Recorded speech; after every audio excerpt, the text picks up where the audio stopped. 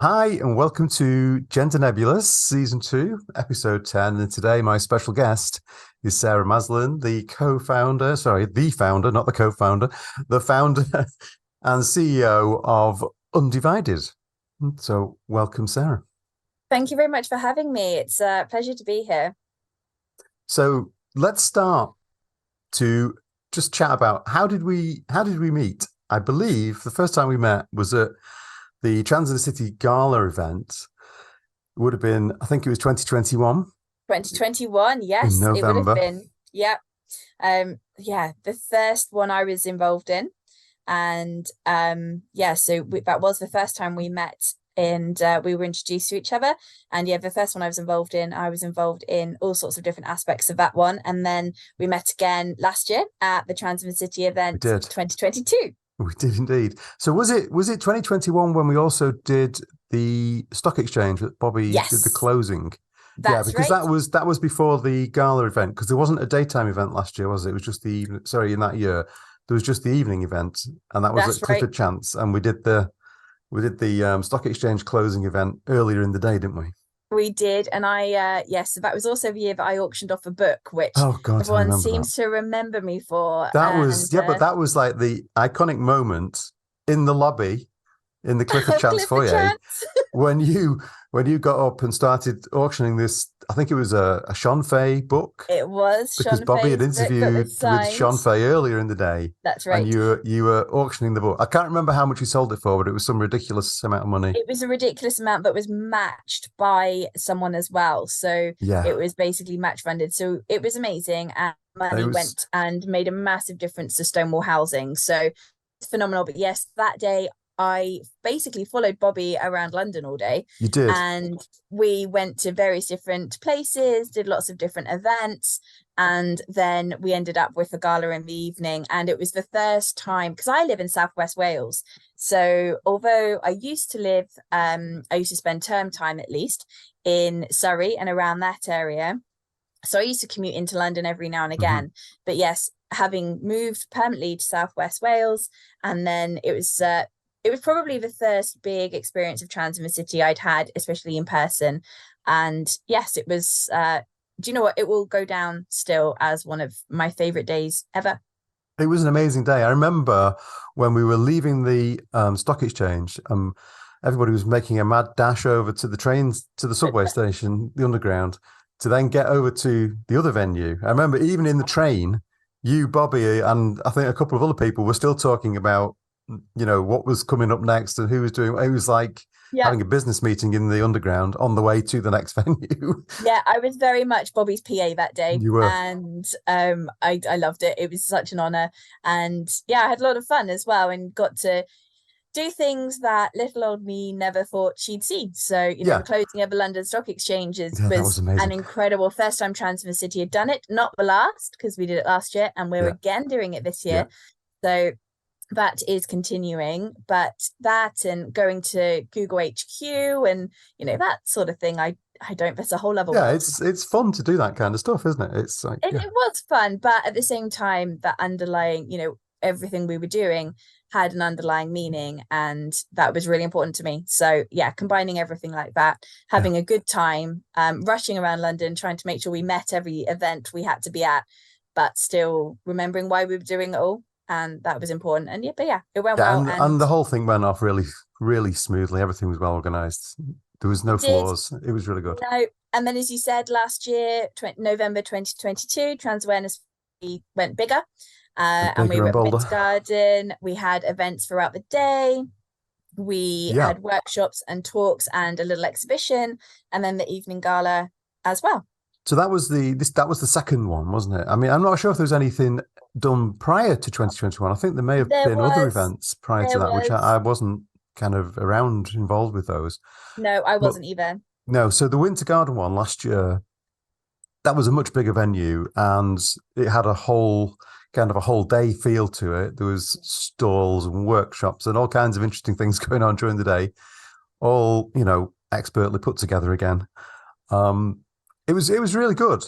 I actually prefer the more kind of intimate Yeah. experience in Clifford Chance because it has a really nice um gathering area where you can have drinks and stuff. And then it's got that proper theatre that you can go and sit in for the evening event. Whereas the Yeah. Winter Garden didn't really have that. It was more of a big room Yeah, with a kind of a absolutely. balcony upstairs. Still an amazing feature. And, there was over 600 people there last year. Huge Um, event. I think I really understand where you're coming from. They're so different, They are. and they offered a completely different atmosphere. They did. But this year, we are doing basically an entire week of events, Yeah. and we are back at Clifford Chance, so you'll be Yes. pleased to know Yay. that. We're also at JP Morgan Chase. And so we're there for a day as well. So we're doing the sort of exhibitions and workshops that we did last year. We're putting all of those together again for Trans Awareness Week 2023, Yep. starting 13th of November, just in case anyone needs Mhm. reminding. So we're doing that. We're basically, it's not quite two galas. They're going to have very different feels to them, but we're having two evening events, one on a Monday and one on a Tuesday. We are also we're going back to the London Stock Exchange on a Friday. So that, and there's a few other things in the middle, which are happening throughout the week. So details will be revealed soon for all these details, exciting things. Yes. absolutely. Yeah, absolutely. So the full details will be revealed very soon. The Trans in the City award nominations are just about to close, but again, we will be having our awards. So that will, again, I'm looking forward to seeing. Yeah, I and the know nominations are still open if anybody wants to they put one are. in. They're open for a couple more days, so have a look. But yes, so I'm excited to see who's been nominated this year and going through. It's always so difficult though, and I know everyone always says it, it's such a cliche, but trying to narrow down all of these incredible, inspiring nominations to just a few finalists and then getting those selected to the winner is, Not an easy job. it's really not an easy job. But yeah, I'm really looking forward to it this year, and I'm really looking forward to seeing how everything comes together. Yeah. Nikki, we've got working as well with us very, very closely, and she is just such a massive asset to Trans in the City. So her and I'm putting together all the speakers and the workshops and all of that sort of thing again for the week, and then a lot of the logistics and the scheduling and things like that. We're sort of reusing a lot of what we did last year, but then editing it and improving it and learning from things. So yes, we've gone from doing one event to one massive event to now lots and lots of events. So I think I think And 2020 not only is it a kind of a different event this year, you've also gone through kind of a restructuring of how it's funded with the sponsors. Yeah. I know about that because the company I work for, we sponsored last year. Yeah. I'm trying my best to get them to sponsor this year, but Thank you. We'd love that. you know how Yeah, these things go. absolutely. So yeah, so I kind of had to deal with all that as well. Yeah, absolutely. And a large reason for that is I think, there's so much more that we do than just one gala. And we do so much all year round. We've just finished filming our Trans 101 training that was going to be free and available to a whole variety of people. Yeah, We now have also that's something that I'm really interested in seeing because I've seen a few of the kind of things on social, pictures here and yeah, there of what's going on. Looks really good. yeah, that's really exciting. Putting that together, and we had an actual in-person directors meeting, which is really hard because some of us are like, as I said, people think we're all in London. We're not, absolutely not. A lot of us actually aren't. So to all get together, but we had a day and it was incredible. We really put our heads together and came up with some incredible ideas that it was a really empowering day actually, and quite one that again we'll definitely remember and keep referring back to. So yeah, so we do that. We've just launched as well our student ambassador program, which is something that I personally feel is taking Trans in the City to a whole new level, and one that is so, so needed. So we are working with students in universities and colleges as well, and we are working with them and supporting them, offering a whole mass of different things. It's a real multifaceted approach. And from there, we're hoping that we can support them following into their career paths as they wish, and being able to support them through that. So that is something that, as I said, it's close to my heart, but also something that, because I work with LGBTQ young people a lot of my time. So hopefully, that kind of activity fosters, a whole new generation of LGBT people coming through in leadership roles. Yes. I guess that's probably the main reason why it's being done. Yeah, there's a large part of that. And just, we know that, anyone within the LGBTQ community, quite often, for various reasons connected to maybe mental health, connected to rejection, connected to self-esteem, quite often, for example, drop out of school, they struggle with their education, they don't follow their chosen career paths. And hopefully this student ambassador program will really help to change some of that. And for those still to come, they'll be able to see that these people through universities, this is what they're achieving, and follow their journeys as well, and see where they go as they progress into their careers. And some of those barriers that people see I really truly believe will be knocked down as a consequence of this program. Yeah, so I mean, that I guess that starts at what age? Is it around 18 where you can become an ambassador? Yeah, at the moment it's around that point. We are looking to expanding it, but we need to obviously get the first few, really make sure we're getting this right. And once we've perfected it and made sure that we're doing everything we can the right way, then we'll look at how we might be able to expand it further as well. But yes, we're looking at around the 18 mark to sort of start looking at entry points. Yeah, so one of your, I don't know how many roles you have at Trans in the City, but I know you're a director of is it related to educational stuff? It is. So because of my background, then I sort of support the Allies program because I am one. But we've got some amazing directors who fortunately take the lead on that. And they are some of the things that's, again, going to come out of Trans in the City. Looking at the Allies stream is unbelievable. And it's groundbreaking stuff. And then there's so many different streams and directions now. But so the sort of main things that I look after within Trans the City are the events.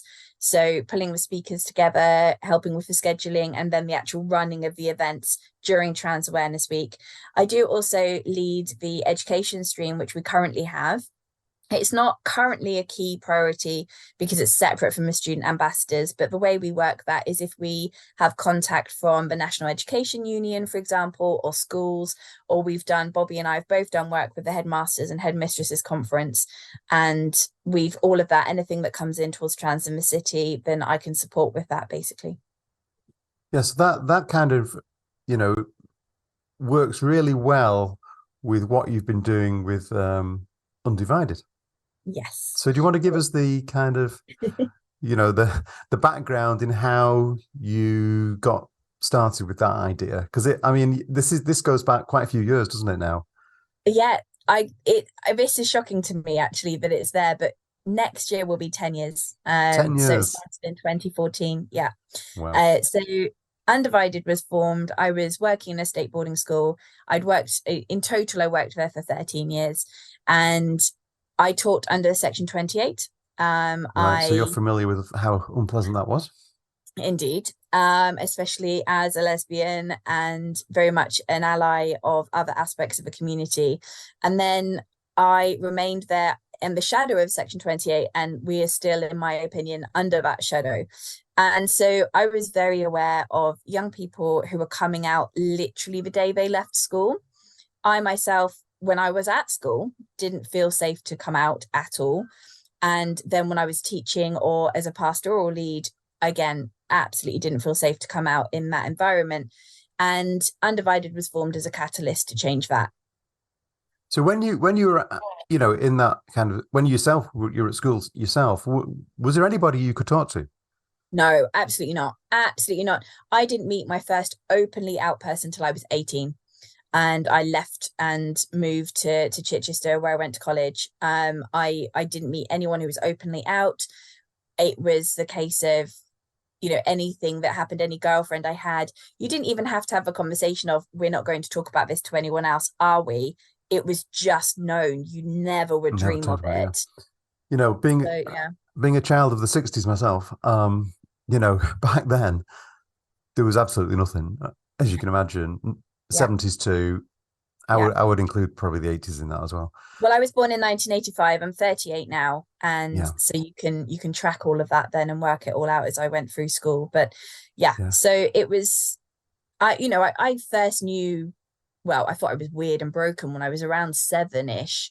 And I knew I was different to my friends, but I didn't really understand it. And then I remember hitting sort of 12, early teens, and my friends were putting up posters of footballers, Robbie Fowler, Michael Owen, that sort of generation. That's where we're at. Yeah. And I I did it too, but I didn't understand why. I was like, okay, well, I have to conform You here. were just conforming, obviously. You didn't want to be the Literally odd one just out. conforming. You know, growing up is hard enough, let alone everything else. So, and then I remember going to see, oh, there's going to be judgment here. I remember going to see Boyzone, and I know, and Atomic Kitten were the supporting act, and Natasha from Supporting Kitten, she was from Atomic Kitten, sorry, she was most definitely part of my coming out story. I just couldn't take my eyes off her. And then Boyzone came on, and all my friends were crushing on whichever band member they liked. And I was looking at the female backup singers, and I just was like, I can't, what do I do with this? Brought up in a Christian household, and it was just, it was this thing, it just didn't happen. And So so did yes. you go through that, you know, like that suppressing process where you just kind of suppressed it all within yourself? Nobody knew uh you were in the closet well and truly. yeah, 100%, no one was allowed to know. I first came out to my mum when I was around 17, 18, Mhm. whilst she was driving into a multi-story car park, which possibly wasn't my best Yeah, plan. did she safely enter the car park? She safely got through the car park. She, bless her, she's very, very supportive now, but at the time was very dismissive. Oh, it was the typical, oh, this is a phase, Yeah, you're away at the usual college, things. Yeah. the usual conversations. But yeah, so all of this, and I just, Undivided really was started because I didn't want a young person to ever feel like I did. It's so cliched, but that is But it's literally it. not. I mean, this kind of what you're telling me is that I hear that story in a different form so many times doing this Yeah, podcast. You know, yeah, it's like absolutely. somebody was in the closet for a long time, and eventually they find the way out, and then they use that in Yeah, some amazing ways. And I mean, part of what your story is you came up with this Undivided yeah, idea, and your company was born from that. So yeah. It was an Undivided. I mean, Undivided. I never would have expected 10 years ago, when I sort of started this work, or almost 10 years ago, to have been able to do what I've done. And it's been such a journey. I did a lot of training first because obviously I understood a lot of the sexual orientation, but I didn't have personal experience of gender identity. I didn't have personal experience of gender diversity. And I wanted to make sure that what I was doing was, as a trans and non-binary ally, I see my place as someone who can amplify the voices of trans non-binary people and give them platforms that maybe they wouldn't have if I didn't have that opportunity. It's definitely not to speak for them, and or speak instead of them maybe is more accurate. So for me it's about, but to do so I needed to educate myself. Growing up, as I said, in the household that I didn't have the knowledge, I didn't have the experience or the exposure, and I wanted to make sure that, I think there was far less misinformation in the media then than there is now, most certainly, yeah. but there was still enough. And I wanted to make sure that actually I re-educated myself on the topic, and to an extent unlearned a whole load of things that were just not accurate at all, so that I had it right. So that's really how I started. And then obviously being in the education system myself, as within my career, I then was able to connect with lots of others and a lot of other staff who were feeling the same way as I was and not safe to come out themselves, or other staff who wanted to make sure that their LGBTQ plus pupils felt included, felt safe, but didn't have a clue how to go about it. And that's really how, and I look back at my sort of first PowerPoints and things that I did and cringe completely. But it has come a long way. But it's been amazing. I've done from teacher training sessions to parent sessions to youth ambassador conferences where I brought young people from across counties to a day full of workshops and rainbows and empowerment and things like that.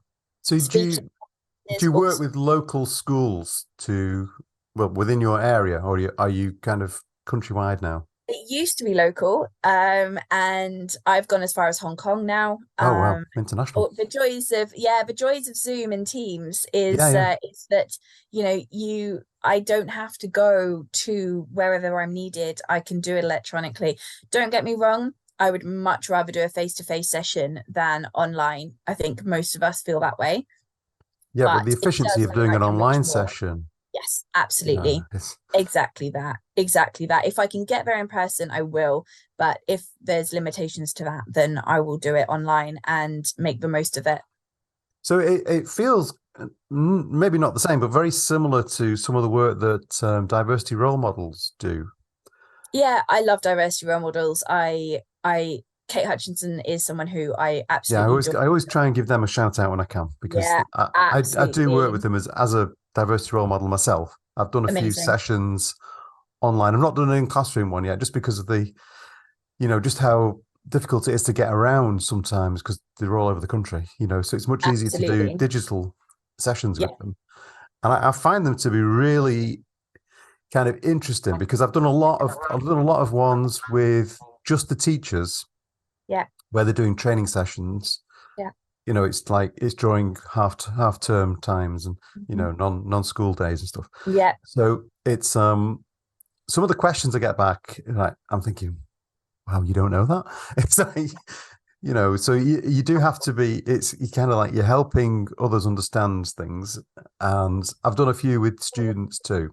And some of the kids come out with such amazing questions, and they're so sweet and polite. It's like, I remember one session I did, I think it was with a school in Germany, Yeah. and they were so polite and like on point with everything.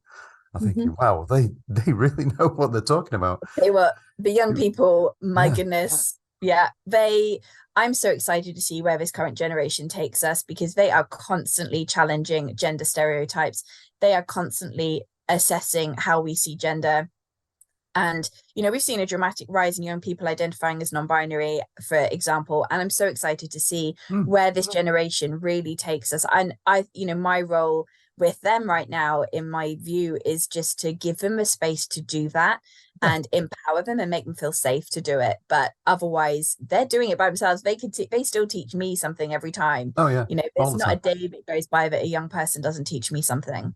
Yeah, it's absolutely amazing. So I'm assuming what the kind of things you do with Undivided are quite similar to those kind of things that They are DRM with does. dope. Yeah, they are. I go maybe to a slightly different level in the fact that I do a lot as well to do with policies. Right. I can look at the facilities, so I can really look So at you can go and into a school and kind of go through what policies and processes they might need in place to support absolutely. LGBTQ Yeah, kids stuff. Yeah. absolutely. And for example, I've got trans toolkits that I can provide to Right. schools. I've got specific trans policies that I write. So I've got sort of a framework, and then I tailor each policy to the school, to that Right. environment, to the facilities, to their young people and their staff and everything else. So you And have all so it's a bit like policies a too. consultancy business at Yeah, the same time as doing training yeah, packages and yeah, stuff. So do you want to absolutely. just go through some of the packages that you offer? Yeah, absolutely. So I do sort of a basic package, which I guess some people would call like a 101 course. That's my most popular one, and it's really a whistle-stop tour. It covers the difference between sexual orientation and gender identity, and sex assigned at birth as well. And we talk about how they are disconnected, but also how they can be So connected. these can be for staff and or students. Literally, so Yeah. everything I make is bespoke. So I do PSE lessons, assemblies. Parent workshops are Hmm. also really, really popular for parent and carers. And that gives them, it gives a different insight. And yeah, so all my sessions are quite interactive as well. So I use various different tools to make sure people involved. And also, I don't like the sound of my own voice. I'd much rather use other ways of connecting with people than talking at them. So yeah, so there's the basic sort of LGBTQ, what we're talking about here. What do we even mean when we're talking about this? And I touch briefly on, for example, the use of the word queer and how where society is with the use of that word right now. I look at some more specific identities, especially those that are on the rise, in a little bit more detail. Mm-hmm. And then I talk about sort of how far we've come. So I talk about where, in 1911, doctors believed that women who rode bikes too much, that was what made them gay. And people always have a bit of a laugh at that. And then I go, yes, but we still have a long way to go. And we look at I talk about my personal story as well, as far as, my partner, Sean, and we still get all sorts of challenges, and we come across a lot of homophobia in our personal lives. So we touch on that as well, just to make people realize that this is still really important. Talk a little bit about hate crime.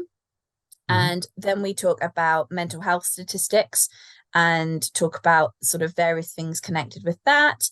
Then we move on to sort of what we can do, how we can make changes. And I give them direct guidance and ideas on things they can do.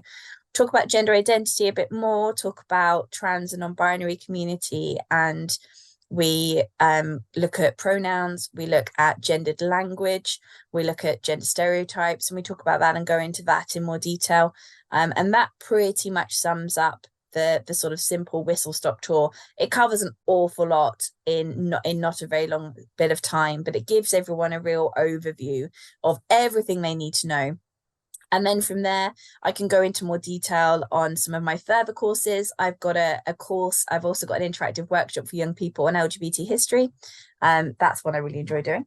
I do a little bit more on trans guidance, especially that for teachers and parents. That's quite key. Less of that really for young people. They could teach it to me anyway. And then, so lots of other things around there, really. I've also been doing quite a lot with churches recently. Oh, right. So I also offer sessions specifically for churches who are looking to be more inclusive. So I'm kind of thinking, you're doing a lot with students, young people, in the school educational setting, but what about, back in the home environment? Do you work with families too? I do. If a child is having difficulty with acceptance at home and stuff like that. Yeah, absolutely. So I do that in two different ways. We've recently launched Undivided Families, which is obviously a path off of Undivided. Mm-hmm. And that provides, it's kind of got two strands. It provides support for LGBTQ parents like myself. So parents or carers who identify as LGBTQ+. But it also provides support for parents and carers of those who are raising children and young people who may have never heard of this LGBT. before and never had an experience of it. Yeah. And do you know what? Even the most accepting parents, if they have a child who comes out, there's still a grieving process that they end up going through. Mm-hmm.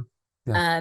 Because we all envisage a life for our children, and unfortunately, we still live in a heteronormative society, and we presume that our children are going to be cisgendered and heterosexual. And when our thought processes of that changes, and when we're confronted with something that may not be how we thought, there's a real grieving process to go through. So I do a lot of support there. I also support youth groups and student supports. I set up student LGBTQ groups in schools. So I work very, very closely with Good Vibes, which is an LGBTQ youth group in Swansea. I work there every week and support that program. I am part of the senior leadership team of YMCA Swansea as well. So I'm connected there anyway. So yes, but I do support, and I do a lot of training with youth workers, a lot of social workers.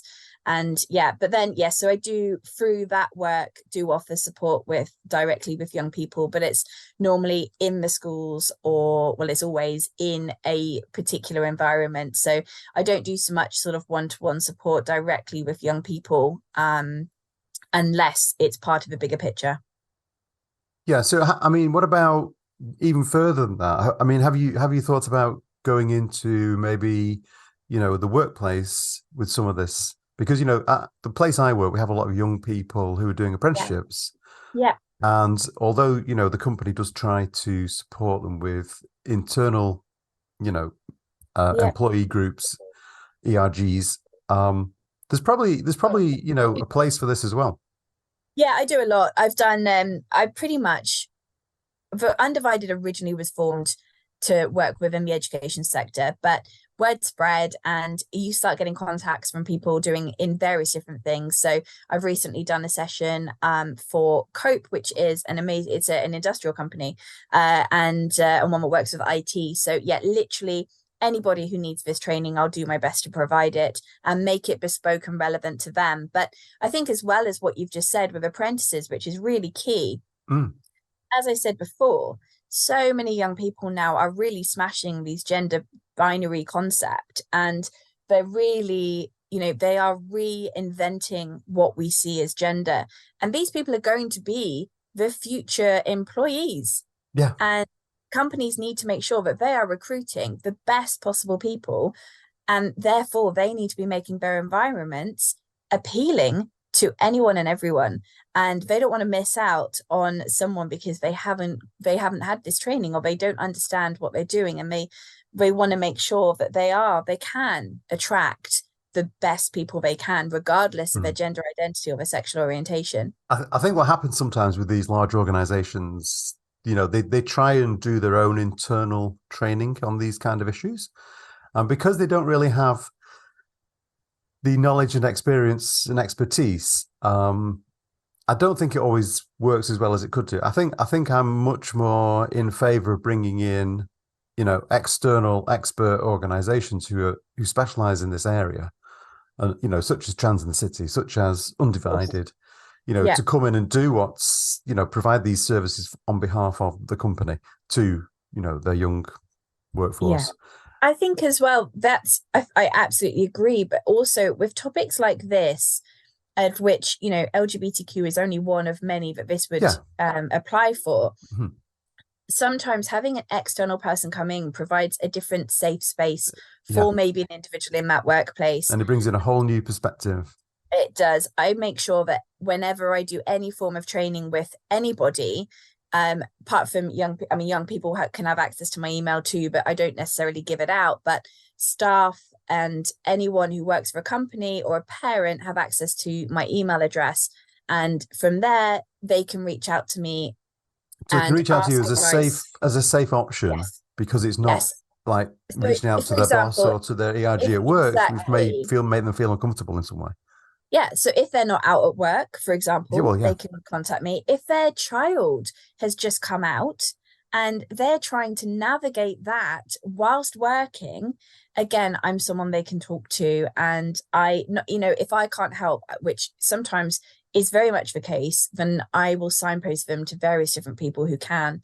But it just gives them, like you said, that outside perspective, but also that outside safe space where maybe if they don't feel safe to talk to someone within their work environment, it gives them someone they can reach out to. Yeah. So I'm just looking on your website at the moment. I've got it open on one of my screens here, and you've got a whole section on training, different options and Yeah. different things there. For Yeah. anybody who doesn't know what your website is, it's undivided.org.uk. That's it. That's my So massive shout out to yes, my best friend Becca, who's branding by Becca. So it's we a have to really we've got to plug her too. colourful. I really love the colours. You've got all the rainbow colours on there and all everything else. It's really good. She Looks great. she does all of my social media. She does my website, and she is just phenomenal. And she's such a talent. She's young. She is just amazing, and she's an incredible ally. She's also now, I rope it into everything I do. She's also now a director of Trans City and does Yes. a lot with their media too. So that's yeah, great. Bring them all. Bring all the more the merrier. Yeah, literally that. So yeah, so we've covered kind of everything you do with Undivided there. I think some of the other things I wanted to talk about. You mentioned before YMCA in Swansea. Yes. Let's just So talk a little bit more about that, because that's kind of an interesting topic. it is. So I've been there now just short of 2 years. And I was headhunted for the role, came out of the blue. I was running the Carmarthenshire LGBTQ group at the time. And basically, it's a phenomenal place to work. And it's a place where I really, really, truly feel safe to be myself, which is when you've come from working in places where you don't feel at all safe to be yourself, has been, it's been really lovely and has meant a lot. They are doing some amazing work. So Swansea YMCA have a young carers program. They have an LGBTQ provision, which is massive now and includes Good Vibes, which is an LGBTQ youth group, as well as lots of other different bits of work. They have a outreach and open access youth group that runs, it literally changes and saves lives of young people who are vulnerable to exploitation, who are on the streets rather than, they don't have anywhere safe to go. And they come into us to Y-Hub and it literally transforms their lives. We also have a really exciting and pioneering program called Y Talent, which uses music as a catalyst and a gateway to transformative youth work. So it's an incredible place to be. I support the LGBTQ provision by helping out with Good Vibes and just helping out with anything I can. But I'm also responsible for trying to bring in money to keep the doors open and keep the young people that we work with safe by doing so. So shout out for them too. Yeah, absolutely. Absolutely. And yeah, is there a website that people can go and see where that is? Again, ymcaswansea.org.uk. ymcaswansea.org.uk. Yeah, absolutely. The funding, I've got the tune in my head now. I've got the YMCA tune in my head now. You can't get rid of it, can you? But the funding landscape's changed dramatically, and it's for third sector organizations, regardless of who they are and what they are, if they're not a massive, massive, massive name, and even some of those, a lot of third sector organizations are really struggling to keep their doors open. And every support really makes a difference for YMCA Swansea, truly does. So how do you find time to do all this stuff, Sarah? Well, as well as those, I have a couple of other roles as well. Keep going. Tell me about yours. I've just started a role to launch a fast track Swansea clinic and community kind of bit. So that's really exciting, working with a University Health Board, Swansea Bay University Health Board with that. And the fabulous Lisa Power, who needs really no introduction, but Lisa and I have had the honour of working with Lisa a few times, and she's I'm really looking forward to doing this. I did meet Lisa Power at one of Trans in the City's recent Chippenham Pride events where they did the speaker stage. Was that something you organised, the speaker stage? No, that was Nikki. That one was Nikki. I have to say that was an amazing speaker stage. Sorry to just go down that little rabbit hole there, but it was amazing. Not at all. I think we're really hoping to bring that speaker stage to more prides next year. That is such an amazing thing to have at a pride like, a small pride like Chippenham, which is basically just the local town. Well, it was their first one as well. It was their first one, and it was really good. It was all organised really nicely. Such a nice little town centre, and then it was all kind of ended in a field at the end. It was really nice. And the speaker stage was at the starting point in a hotel. Yes, that's right. Really close, right next to it. And who did we have in there? We had Lisa Power, we had Lord Michael Cashman. We had Ian Watkins, Peter Tatchell, Ian H. Watkins. Who else was there? They were there. Lisa, as we said. Eva was there. Emily was there. Yeah. We obviously was there. Yeah, I mean, that was the first time we've done a speaker stage like that, and as you said, it was amazing and very, very impactful as well. So, and made a real difference actually to the community. So we're certainly looking at rolling those out. So if you are already involved in a pride, it's not like you get to the city, do it. Yeah, it's not like you get to go to a pride often where you have on the side, a speaker stage going on with, those kind of names. Yeah, names. It's just it doesn't happen. This is I think Trans in the City. I think if you know about Trans in the City, you really understand. Linda Riley was there too. Yeah. Linda Riley, that's true. If you really know about Trans in the City, you know our influence, you know what we do. But these are all the connections. Yeah, absolutely. The people who are connected to us and who are important to us. But beyond that, I think there's a lot of people who still don't know what we do. And hopefully Trans Awareness Week this year will get our name out a little bit more as we take over London for a week. Yes, exactly. So just going back to the other roles you have. Yeah, so fast track, which, as I said, I'm literally starting that. I've just started it actually, so that will, add another layer. I'm really looking forward to it. It's something I've Sounds exciting. learned a lot about and want to be more involved in. And the opportunity came up that Lisa told me about the opportunity, and it's something that I was keen to go for and try to do. I think it's such a need, and a lot of community outreach work, a lot of connecting with people, which I love to do. So yeah, looking forward to doing that and really getting involved in that even more. So when do you find time to sleep and eat and like do the normal I human have things? the most amazing partner who looks after me and our 4 children and make sure that I can do all of this. I couldn't do it without her by my side. 100% not. Yeah. So talking of your partner, um, I recently saw online Yes.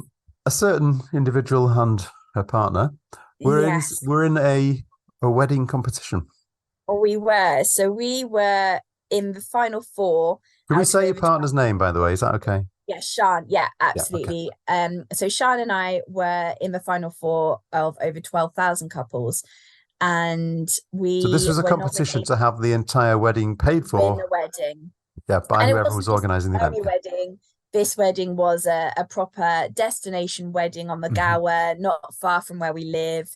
And I mean, the venue it's the dream So wedding. it would have been the all expenses dream wedding for the All winner. expenses with, yeah, Yeah. Yeah. absolutely. I think it was worth £15,000, let's put it Wow. that Yeah. way. Okay. Which, with all of my roles, as I said, most everything I do is either charity work or a lot of what I do through Undivided, where, if I can, I will do things pro bono so that, it really reaches everyone that it can reach. And yeah, so money with 4 children, who a lot of which have additional needs, we simply couldn't afford anything like that. So we made it to a final 4. Our friends had nominated us. We were blown away to even we were told we got to a final 100. And then we had to give like an interview, and then we couldn't believe it. We got to the final 4.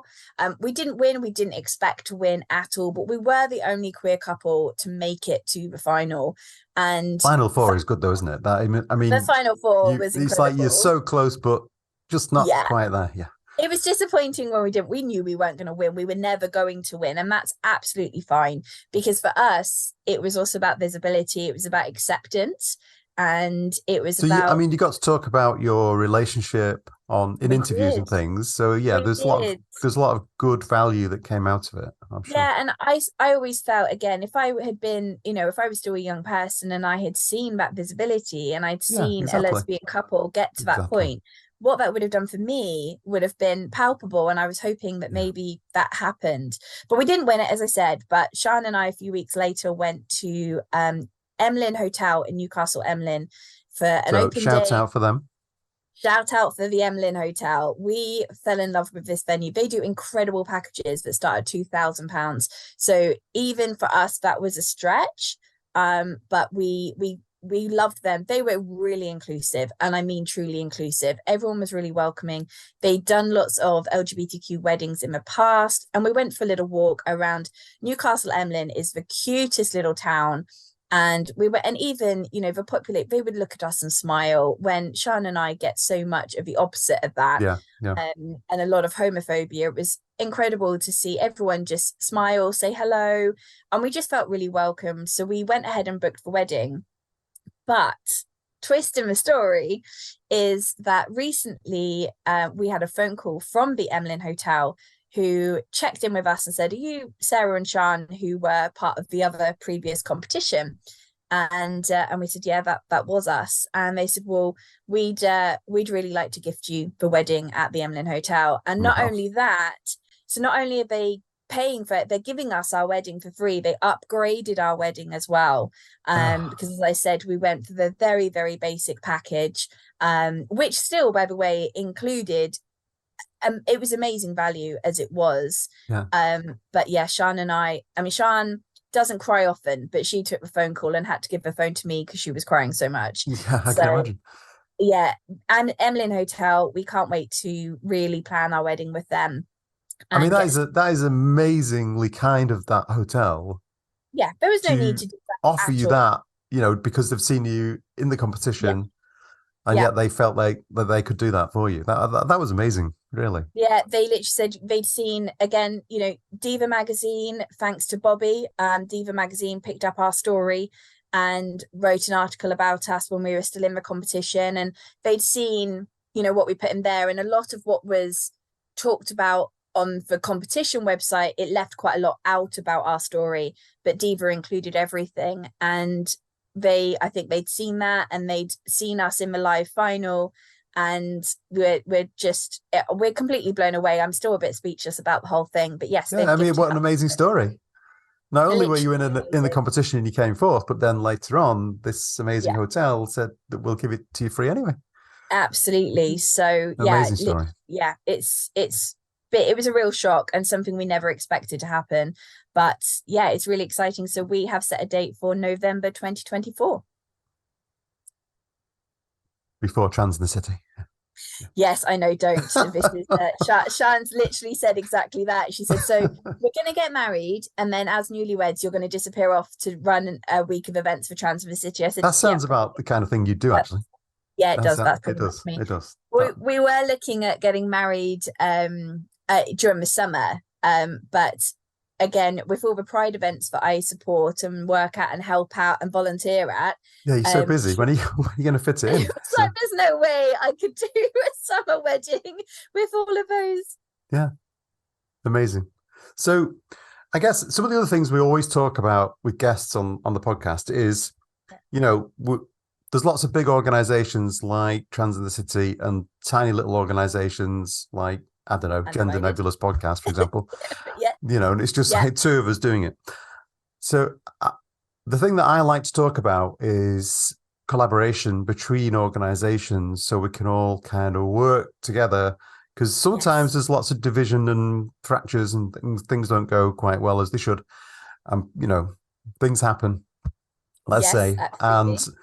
what are your thoughts on, collaboration between organizations and how we can all work together and kind of solve that problem? I see it as a little bit like the LGBTQ community and our allies. I think you've got a real opportunity there to join forces and use voices for, the greater good. Sounds, again, I like my cliches tonight. But yes, so I would say that I think it's really important for larger organizations to give platforms to smaller ones and recognize that there are smaller organizations. The grassroots organizations are so often doing, that the proactive work or the groundwork. And also, so often these smaller organizations are signposting up to the bigger ones anyway. Yeah. But yeah, I think collaboration is key, and yeah, it's something that I would say needs to happen more. So And like I said, collaboration from the grassroots up and from the bigger organizations definitely. down, so everybody's included and Yeah, I think working everyone's together got to individual achieve common talents. goals and stuff. Whatever level you're at, whatever, however big or small you are, you would bring something different to the table. And, Mm, we're again cliches, but we're stronger together. we are. And the more we can join forces, and let's face it, with the world and society as it is right now, my goodness, we need all the strength we can get. Yeah, the state of things out there at the moment is pretty grim, isn't it? To say, It, oh, we're being it's kind when we say dire. that, it's dire. Yeah. It is. So the more And we can work together yeah, to resolve these issues, the better. exactly that. I Exactly think that. one of the other things that the smaller organizations probably suffer from is not being able to find funding or ways to get funding. Yeah. So, I think often if they can reach out to larger organizations, they can probably, maybe pick up some funding advice or even get some funding. I think that's something that, small little groups probably need to work on. And Or, that's why Trans in the City have literally prioritized grassroots yeah, organizations I think as far as that's really giving good. funding to, for Mhm. exactly that reason. And actually, we feel, in many ways, the money goes further. Yeah, it does. by, the grassroots organizations need it more, but so often they're, like I said, they're the people on the ground. And YMCA Swansea is a key example of that, where we are relatively small, but we're small, but we do an awful lot and make a massive impact. Since January, we've engaged with almost 8,000 young people in just 3/4 of a year. So we are small, but our impact is big. And we know from what our young people and their families and communities tell us that it's genuinely life-saving work that we're doing.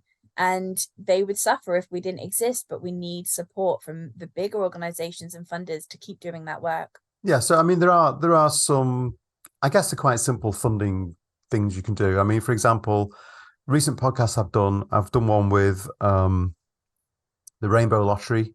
Yes, Tom we love the Gatos. Rainbow Lottery. So Yeah. Gender Nebulous has signed up with the Rainbow Lottery to try and get some funding just to pay for our Amazing. expenses. I think Absolutely. that's a really easy one, because for every £1 that somebody spends, you get 50p. Yeah. It doesn't cost a penny to be a part of it, and it's really good. I think. I mean, that's what I love the Rainbow Lottery. I love the fact I think they're amazing and they do amazing work. And exactly the same, they really help those grassroots organizations. Another question we always ask guests is, if you had a message that you could give to the community in this time of kind of, dire straits that we're in, with government and media all attacking us simultaneously, what would your message be? I know I'm kind of throwing that out of the blue at you, but no, I like that though. I think look after yourself, protect your own capacity and your own well-being. And if you're struggling, I went to say when you're struggling, because I feel like that is really where we are at the moment. It's not an if you're struggling, it's when you're struggling. Reach out, find someone. And if you don't feel able to do that in your personal circle, for whatever reason that might be, consider the likes of Mind Out, for example, who are there and specifically to support the LGBTQ community and do an incredible job at it. But yeah, and remember that you are not alone even when you feel it, because we are all in this together and it is really challenging. But this, somehow find your tribe, look for people who you can see that, get that validation from, and remind yourself that you're not alone even when it's tough. Yeah. So yeah, we are, we're all in it together. We're all available if you need to get in touch. We really are. And I think, there are so many organizations out there who have stepped up because of a need. And oh my goodness, there really is a need. And yeah, but as I said, it can be really difficult to find your tribe, especially if you're not out, you don't feel safe to be out for whatever reason that might be. It can be really difficult to find other members of the LGBTQ community. And again, with people where they are in their mental health, it's hard to maybe put yourself out there to try and meet people as well. So if that's the case, just look to maybe some of those organizations that might be able to help you. A lot of local prides are stepping up as well and doing a lot more community work all year round.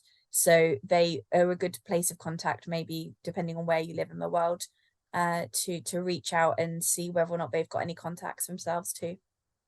Yeah, so I think, I echo everything you said there. And, we are here. If anybody needs to talk, needs to reach 100%. Out, please do. 100%.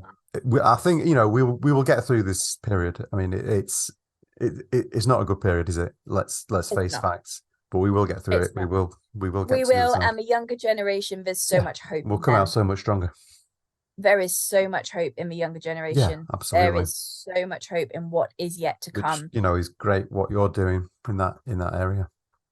Well, it's more just, as I said, they're the ones that inspire me and keep me going most of the time. So, but yeah, it's that generation are the ones who they really give the hope. And actually, quite a lot of the time, I get a lot of attacks for what I do, for various different reasons, but those young people are the people who truly keep me going, because they give me that hope. They inspire me every day and they push me forward.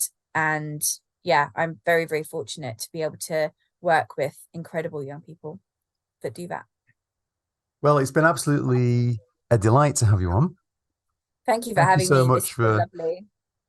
You're absolutely welcome. Thank you so much for sharing everything, including your personal story around your wedding and everything. Okay. More Really than nice. welcome. It's yeah, it's been really nice to talk about a few things, and it's nice to focus on, not just focus on one particular thing that I do, and talk about the different roles and the joys that they bring, and yeah, all the exciting things we've got coming up. Really excited about Trans Awareness Week this year, and Yes, please do keep an eye on the City we will socials. see you there, definitely. Most definitely. I'll look forward to seeing you in person again, Vicky, and we'll go from well, yeah, City is going from strength to strength, It is. and It is. yeah, there's so much more to come from us. Yeah, stay tuned. Absolutely, absolutely. So We'll I have shall, to do a follow up after City, yeah, all the events in November. We'll have to do a follow up, and we can we talk will. about how amazing it all was. We will. We'll definitely do that. Yeah. So I'll sign us off there. Thank you so much. I'll say bye Thank to our watchers you. and listeners. Please come back and listen to us again Absolutely. for our next exciting episode, whenever that might be. Um, so until the next time, bye for now. Take care, everyone. Bye. Bye.